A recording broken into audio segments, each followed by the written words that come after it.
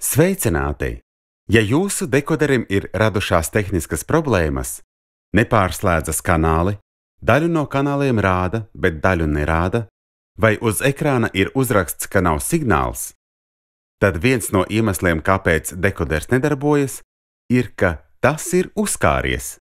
Tādā gadījumā, lai atjaunotu dekodera darbību, jums būs jāveic tā restarts.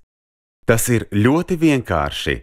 Ja dekoders ir ieslēgts, tad izslēdziet to nospiežot izslēgšanas pogu uz dekodera priekšējā paneļa un pēc tam atvienojiet dekoderu no elektrības, izraujot barošanas vadu dekodera aizmugurē.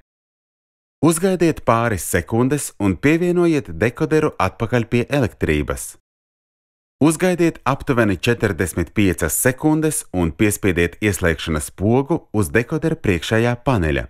Ja joprojām ir novērojamas tehniskas problēmas, lūdzu skatieties instrukciju, kā atjaunot dekodera rūpnīcas iestatījumus.